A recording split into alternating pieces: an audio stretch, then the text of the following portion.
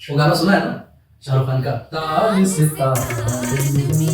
Vector में भी यही करते हैं, हम ताल से तार मिलाते हैं। अगर दो वेक्टर को बेटा ऐड करके उनका रिजल्टेंट पता करना होता है तो उनको टेल से टेल मिलाओ। कभी भी हेड से टेल मत मिलाना, हमेशा टेल से टेल मिलाओ, जो बीच में पास करेगा वो उसका रिजल्टेंट होगा।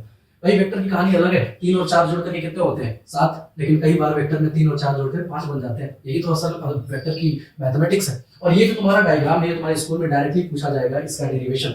ये तुम हमेशा फार्मूला सुनते होगे कि resultant equals to a square plus b square plus 2ab cos theta. आया कहां से भाई? आओ बताते हैं, आओ सिखाते हैं। देखो 1 मिनट में सीख जाओगे। देखो बेटा ये एक वेक्टर है a, दूसरा वेक्टर है b। हमने सीखा है कि हम वेक्टर को पैरेलल शिफ्ट कर सकते हैं। देख बेटा a को मैंने पैरेलल शिफ्ट मारा, b को भी यहां पे पैरेलल शिफ्ट मारा। पैरेलल शिफ्ट मारने के बाद से देखिए ये वाला एक पैरेललोग्राम बन गया MNOP। अब इसको प्रूव करना है हमें कि जो रिजल्टेंट होता है उसकी वैल्यू आती है a square plus b square plus 2ab cos theta. 100% concentration 40 second. देखो अभी समझ में आएगा। यहां से बेटा मैंने एक परपेंडिकुलर लाइन ड्रॉ की, इसको थोड़ा सा एक्सटेंड कर दिया। परपेंडिकुलर लाइन ड्रॉ की मतलब 90 डिग्री का एंगल। ये साइड है a, इस साइड की मुझे वैल्यू पता नहीं है ना, इस साइड की वैल्यू पता है। अब मैं क्या करूंगा? देख बेटा इन ट्रायंगल ONQ, इस वाले ट्रायंगल में देखियो ये 90 डिग्री है, राइट एंगल ट्रायंगल। तो यहां पे हम बेसिक ट्रिग्नोमेट्री जो आपने 10वीं में पढ़ी है वो लगाएंगे। क्या होगा? cos थीटा की वैल्यू क्या होती है बेटा? Base upon hypotenuse. बेस की वैल्यू है NQ, हाइपोटेन्यूज है B। NQ की वैल्यू क्या आ गई बेटा? इसकी B cos थीटा। इसी ट्रायंगल में sin थीटा निकालेगा, क्या आएगा?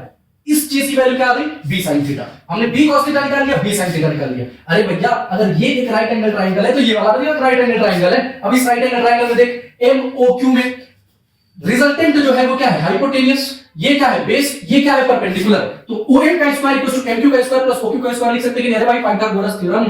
अपने पाइथागोरस को हमने सलाम किया। अब देख OM की जगह हमने क्या लिख दिया? R।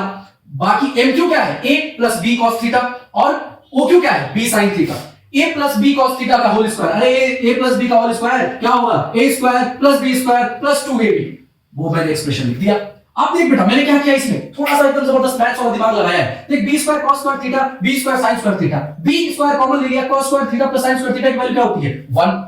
जैसे मैंने इसकी वैल्यू 1 रखी, a square plus b square plus 2ab cos theta आ गया। इसका मतलब हमने क्या प्रूव कर दिया कि जो रिजल्टेंट का स्क्वायर होता है it is equal to a square plus b square plus 2ab cos theta. मतलब कि दो वेक्टर को अगर ताल से ताल मिलाओगे तो जो उसका रिजल्टेंट होगी ये उसकी वैल्यू होगी। और ये रहा तुम्हारा प्रूफ जो कि तुम्हारे स्कूल एग्जामिनेशन में डायरेक्टली पूछा जा सकता है। और तुमको कोई तुमसे ये पूछ सकता है कि भैया रिजल्टेंट आया कहां से एग्जैक्टली, तुम भी बता सकते हो।